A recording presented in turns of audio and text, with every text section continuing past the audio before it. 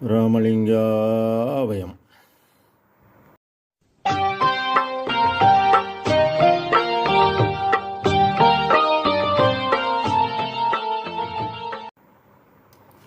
அருட்பெரும் ஜோதி அருட்பெரும் ஜோதி தனிப்பெரும் கருணை அருட்பெரும் ஜோதி எல்லா உயிர்களும் இன்புற்று வாழ்க. வள்ளல் மலரடி வாழ்க வாழ்க. திருச்சிற்றம்பலம். அருட்பெருஞ்சுதி ஆண்டவரின் பரிபூர்ண அருளை அன்னவரையத்தால் பெற்ற அருட்பிரகாசம் பெருமானின் திருவடிகளை மனமொழிமையால் போற்றி பணிகின்றேன் தயவுடன். நாம் செய்த செயலின் நுழைவாக இன்ப துன்ப அனுபவங்கள் யாவும் வந்து கொண்டே உள்ளது. அவ்வாறு வருகின்ற துன்பம் யாவும் பொறுத்து எல்லா உயிரும் இன்பமாக வாழ எண்ணி நாம் செயல்பட்டாலே நமக்கு எல்லாம் செயல்கூடும். உலகெல்லாம் போற்ற ஒளிவடிவாக விளங்கும் அருட்பெருஞ்சுதிறைவா, நின் பூரண அருளை பெற்ற அருட்பிரகாச என் குருவா, என் குருவே, ஒரு பக்கம் எல் நினம், ஒரு பக்கம் காட்டித்தீ, ஒரு பக்கம் மழை வெள்ளம், ஒரு பக்கம் எரிமலை குமுறுகிறது, ஒரு பக்கம் சூறாவளி, ஒரு பக்கம் மான வெடிப்பு, ஒரே இடத்தில் பொட்டுக்கிட்டு ஊற்றி மண் சரிவு, மற்றொரு இடத்தில் பூகம்பம். இந்த உலக மக்கள் எல்லாம் அல்லோலப்படுகிறது. உலகெல்லாம் போற்ற ஒளிவடிவாகிய இந்த உலகத்தை இயக்கக்கூடிய அருட்பெருஞ்சுதிறைவரே, அருட்பிரகாச குருநாதரே, இவைகளெல்லாம் சமப்படுத்தி எல்லா உயிரும் இன்பமாக வாழ அருள் புரிய வேண்டும் தயவுடன். திருச்சிற்றம்பலம். நம் பெருமான் உற்றது உரைத்தல் 4வது பாடலில், கண்டே கழிக்கும் பின்பாட்டு காலை இது என்று அருள் உணர்த்த கொண்டே அறிந்து கொண்டேன், நல் குறிகள் பலவும் கூடுகின்ற தொண்டே புரிவார்க்கு அருளும், நல் குறிகள் பலவும் கூடுகின்ற தொண்டர்க்கே தொண்டே புரிவார்க்கு அருளும், அருஜோதி கருணை பெருமானே, உண்டேன் அமுதம் உண்கின்றேன், உண்பேன் துன்பை ஒழித்தேன். இப்பாடலை பதிவு செய்கின்றார். இந்த அருள் உலகிற்கு பிற இயற்கை உண்மை கடவுளால் வழங்கப்பட்டது. இதனை இறை அக அனுபவமாக அனைத்தும் துன்பிலா இயலளித்து எண்ணிய அனைத்தும் தரக்கூடிய அருட்பெருஞ்சோதி என்கின்றார். ஆக தன் இறை அக அனுபவத்தை அகவலில் பதிவு செய்கின்றார். 4252 பாடலில், காலையிலே நின்றனை கண்டுகொண்டேன், எல்லா உயிரையும் தம் உயிர் போல் எனும் எண்ணுதலே ஈஸ்வர பக்தி என்பார். இந்த எண்ணம்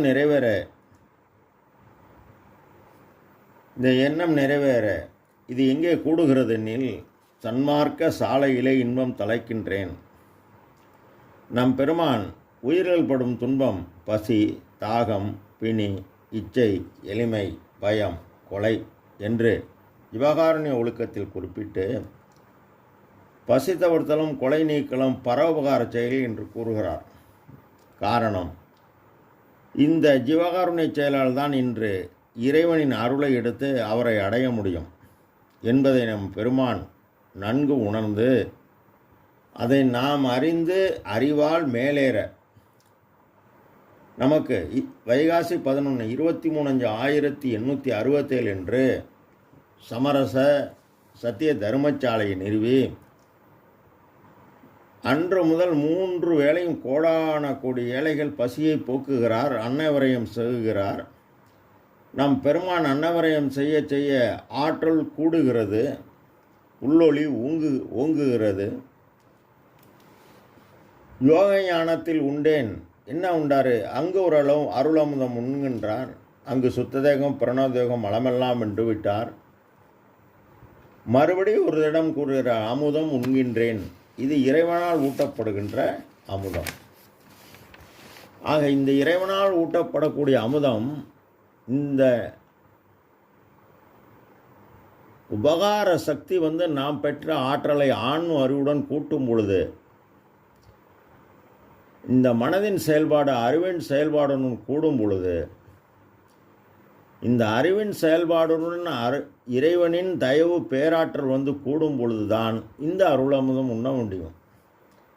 மேலும் நாம் தெளிவாக விளங்க வடலூர் சத்தியஞான சபையில் ஜோதி தரிசனம் காட்டுகிறார்கள். சூரியன் வலதுபுறம் உள்ளது, சந்திரன் இடதுபுறம் உள்ளது, நடுவில் ஜோதி உள்ளது.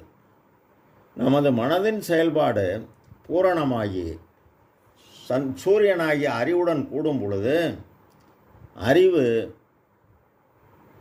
அந்த அருள் அறிவுடன் அருட்பெருஞ்சுதிரைவர் வந்து தானே கூடுவார்.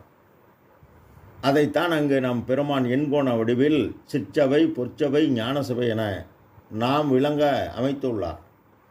மேலும் இது அக அனுபவமாக சூரிய சந்திர ஜோதியில் ஜோதியர் என்று ஆரியர் புகழ் தரும் அருட்பெருஞ்சுதி எனவும், முச்சுடர் ஆதியால் எச்சக உயிரையும் அச்சர காக்கும் அருட்பெருஞ்சுதி என்கின்றார்.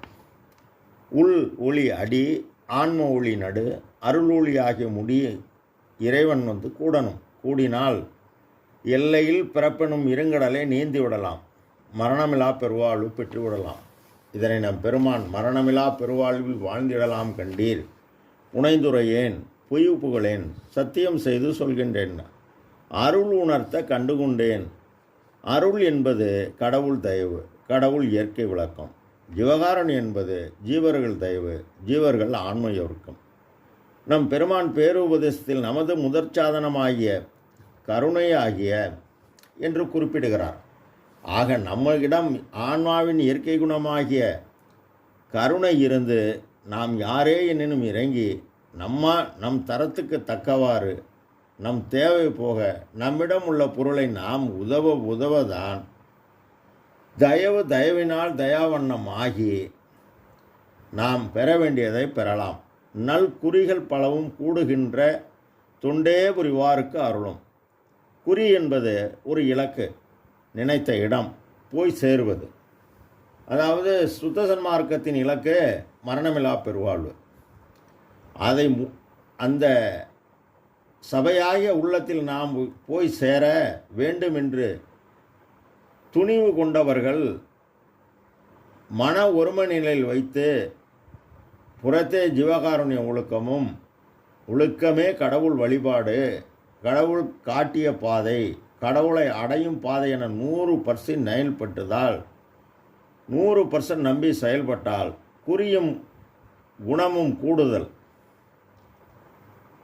கூடும் பொழுது நோக்கம் நிறைவேறும். ஆக குறித்த இடம் பூர்வ மத்தியில் கவனம் வைத்து குறிப்பால் உய்த்து உணர்பவனுக்கு குறியிடமாகிய தலைவியாகிய செயல்பாடு தலைவனாகிய ஆன்மறிவுடன் கூடி இடம் வளம் இடமாகி அருள் ஒளி கூடணும். அருள்ஜோதி கருணை பெருமானே. அருள் என்பது கடவுள் தயவு, ஜோதி என்பது பேராற்றல், இறைவனின் தயவு பேராற்றல் ஆன்ம அறிவுடன் கூடணும். இதற்கு நாம் கடவுளை ஆன்ம அறிவை கொண்டே அறியணும்.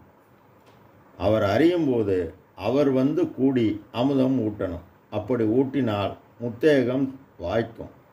நம் பெருமானுக்கு வாய்த்தது, நாமும் பாடுபட்டால் நமக்கும் வாய்க்கும். இதனை கற்றேன் சிற்றம்பல கல்வி, கற்று கருணை நெறி உற்றேன், எக்காலமும் சாகாமல் ஓங்கும் ஒளி வடிவம் பெற்றேன், பிறநிலை பற்றேன், அம்பலப்பற்றே என் பற்றென பற்றினேனே என்று நம் பெருமான் பதிவு செய்கின்றார்கள்.